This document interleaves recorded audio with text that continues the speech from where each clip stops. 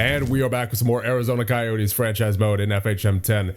And in this one, we have the start of the offseason of year number 1. Coming off a season where we just barely missed the wild card with 86 points. We tied with Anaheim, but unfortunately they did get the tiebreaker. So year number 1 did end at the regular season for us. However, the goal of this year, at least for me, was to determine which players we are going to be keeping and which players I didn't particularly care for going into the future. And I think we determined some of those for sure. A couple of guys who I have on the trade block right now are Adin Hill and Nathan Bastian. Adin Hill being 34 and Nathan Bastian being 32. They just don't really fit into the future of this franchise, obviously. I think the timeline just doesn't really fit for them, so we're going to shop them at the draft. As for players who we will not be renewing the contracts of, Jaden Grube, Alexander Nikishin, and Alexander Doucette will all be released to free agency. I mean, Doucette, he had a pretty good season as far as offensive production goes. He actually had 39 points in 80 games played. Only a 55 grade, though.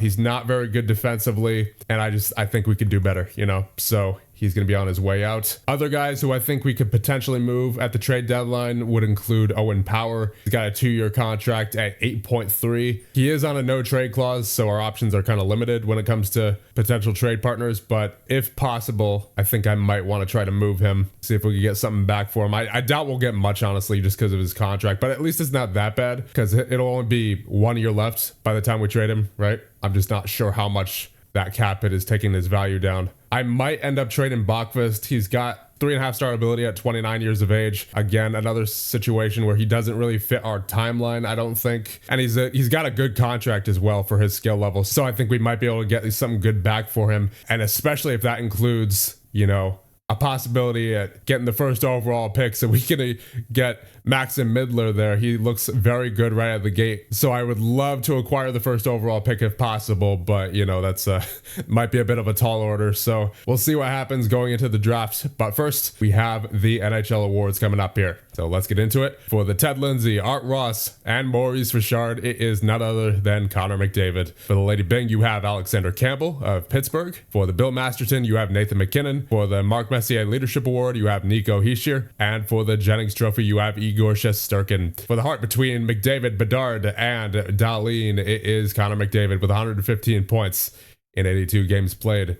For the Conn Smythe, you have Connor McDavid with 28 points in 25 games played for Edmonton. Oh yeah, right.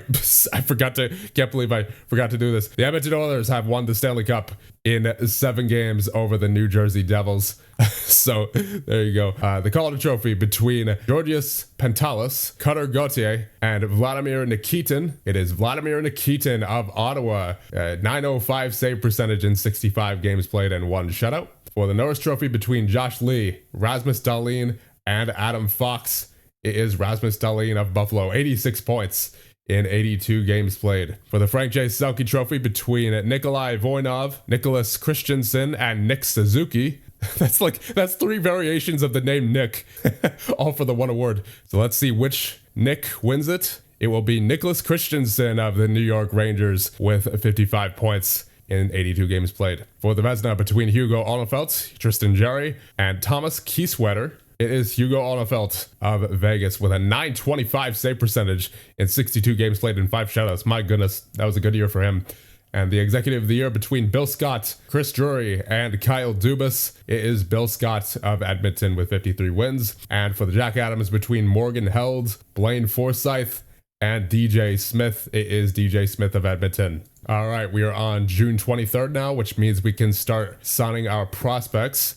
Let's see if there's anyone I would want to sign. I don't believe so, unfortunately. You have Ryan Sloan, who's currently at a 1-star ability, 2.5 star potential. He's looking pretty good so far.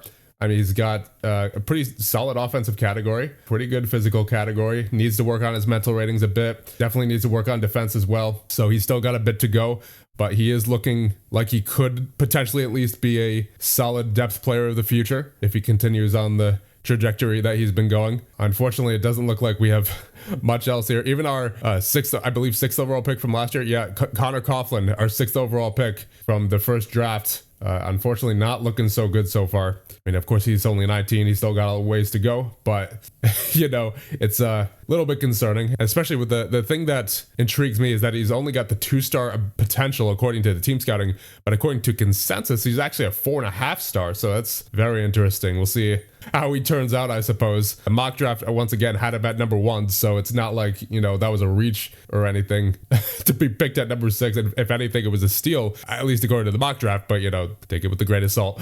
So, yeah, I don't think we'll be signing any prospects here, unfortunately, this year. At least not right now. We'll see if that changes after the draft, but I don't think there's much for us to do here, as we're not going to be signing any of these guys either. So, yeah, I think we just go ahead up until June 30th and see what our final grade for the season was. All right, here's our 2029-2030 season summary. We did not have most of the positive categories. We only had the winning season and met our objective. We did fail to reach the playoffs, but that's our only negative category. So you know what? I can't complain too much. We gave it an honest effort for, you know, where we're at as a franchise. So our total season score is 16, and obviously total career score also at 16.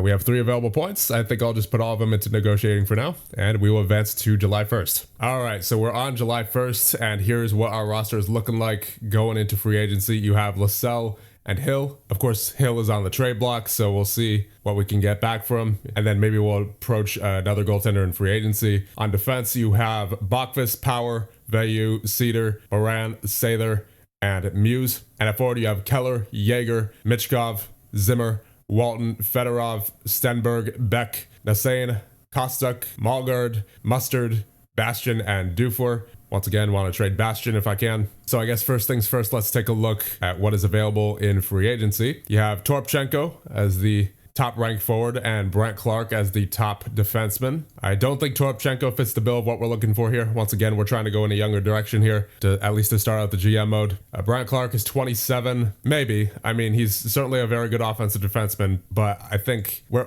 would he fit in if we were to sign him? We have Veyu. I really want Veyu to develop, right? He needs to be getting top line ice time. I mean, he's already 24, so I doubt he'll be developing that much more, but still, he's very good offensively, and I would like to see him in a increased role next year if possible. Moran, his role says he's a shutdown defenseman, although his offensive category is honestly not bad for being a shutdown defenseman. Henry Muse is pretty good offensively. Rhett Sather's actually really good offensively as well, that 18 passing. He seems like a Veyu type. Yeah, Rhett Sather is pretty solid offensively, so I would like to give him the chance as well. So I don't think there's any room for a Brant Clark on this team, honestly. So I think we just focus on developing Sather and Veyu here. I don't think there's any reason to go after Clark. John Peterka, 28. Yeah, I mean, it doesn't seem like most of these guys are going to fit what I'm looking for. Zach Benson, only 25. Maybe. I mean, what's our forward core looking like here? You have Keller, 31, Walton, Fedorov, Stenberg. I would like to give Fedorov and Stenberg a good look this year because they didn't really get much of a chance last year. They only had 18 and 13 games played respectively. I would like to see what they can do in the top 6. Fedorov, he's a very good offensive read with 20, 18 passing, 17 puck handling. And then Stenberg, 18 getting open, 19 offensive read. Yeah, I would like to see, I think I would like to see what Fedorov and Stenberg are capable of in a top 6 role. So honestly, I'm not sure if I want to do much here in free agency. I think I just want to see what those younger guys are capable of. So I think if anything in this free agency, I'll just go after a backup goaltender, but I think that's about it, to be honest. Most of this offseason is just going to be about moving out guys that I know I don't want going into the future. And then obviously the draft, right? So yeah, I don't think there's any reason to do anything in free agency this year. I mean, I think we know what kind of team we are and the state that we're in currently. You know, I don't think it would be smart to pursue those kinds of players. So let's take a look at goaltenders here, see who could be a potential good backup. Sebastian Kosa looks pretty good.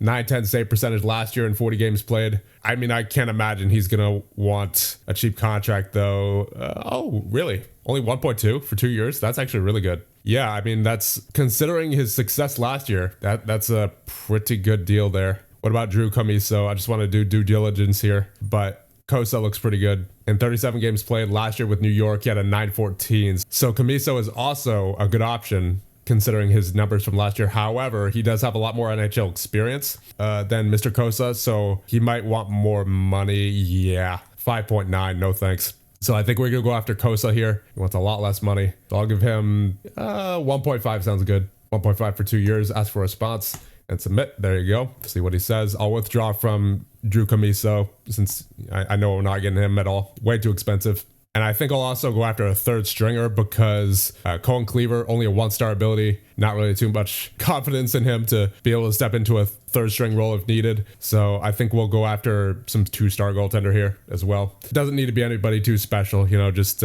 someone just in case we need him. Nico Dawes, what about him? What did he do last year? 915 save percentage in 20 games played. Sounds good to me. So let's go after Nico Dawes. 845,000 for 2 years. Sounds good to me. And once we can get those two guys signed, we'll be moving Aiden Hill out of here. So I think that is it for July 1st. I don't think there's much else that I want to do. I mean, I guess I'll just make sure. I think we're all good for coaching and scouts and all that. I don't think there's any glaring holes that we need to fill right away. So yeah, I think we can go ahead here and see what the draft holds for us. We have a trade proposal from the New York Rangers, a 19-year-old center, Alice Matejka, in exchange for Aiden Hill. I mean, he's a 2.5-star potential, only a half-star ability. I mean, I like his personality. His personality is pretty good. I don't know. Matejka might be a bit of a project. I mean, he seems like the type that would take a little longer than I would like. So I'm going to reject this for now, but it's good to know that the Rangers are interested. Because value-wise, that was a solid offer, right? I just don't like the fact that Matejka would probably take too long, or at least longer than I would like for him to make the NHL. But it's good to know that Hill has some sort of value there. Unfortunately, San Jose did make the playoffs, so the pick that we traded, or that we got from them rather, was not a lottery pick. So it is highly unlikely, but if our pick could win the draft lottery, but that would be incredible. So here we go. Number 18, you have the Atlanta Thrashers. Number 17, you have the Washington Capitals. And at number 16, the Arizona Coyotes, as expected. So that's unfortunate, but you know what? It's the way it goes. And number 15, you have Vancouver, followed by Philly, Toronto, Tampa, Winnipeg, Dallas, Colorado, Columbus, Vegas, Calgary, Boston, Nashville. No one has moved up or down yet. Then you have Carolina at number 3 and the New York Islanders at number 1, followed by Seattle at number 2. All right, so we're at the draft now. Maxim Midler is almost basically guaranteed to go number 1. Like, there's no way he doesn't go first overall. I mean, with this pool of players that we have here available in the draft, he is pretty much guaranteed to go number 1. So the question is, are the Islanders willing to part with that pick? Probably not. It would definitely take a lot. So I'm not going to push this too much. Oh yeah, they need literally everything. They need everything. Let's see how the roster is actually. Oh yeah, oh man. Yep, they're starved. They're starved for good players. I doubt they would give this up very easily. Yeah, I don't see this happening, but I'll give it a shot. Yeah, that's not happening. This is absolutely not happening. Not in any situation. Yeah, let's just simulate to the next pick at Julian Richardson. Yeah, I don't know. I don't know. This game, man. I just that's mind-blowing, honestly. Is there something that the Islanders know about Julian Richardson that I don't? Because he looks all around just worse. I mean, you gotta go for the by far the best talent in the draft, right? Yeah, that's puzzling. Well, let's see if I mean, I doubt this will be the case either, but let's see if Seattle is willing to give up their pick. I mean, they're currently in a rebuild, so yeah, I don't see this working, but it may as well try. Yeah, not even 4 first-round picks plus value would do this. So yeah, that's not happening. Just thought I'd try. So it's very hard to trade for a pick that high, and as it should be, right? But still, it's so puzzling. Like, why didn't Midler go first overall? That's so weird. All right, let's see. I swear, if Seattle passes on him, okay, good. Maxim Midler goes to the Seattle Kraken.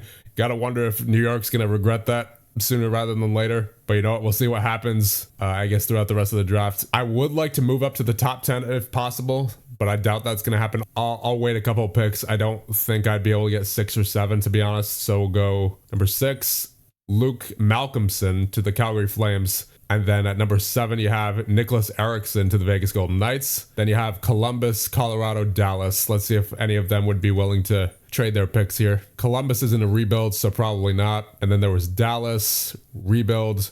And what was the other one? I think it was Colorado.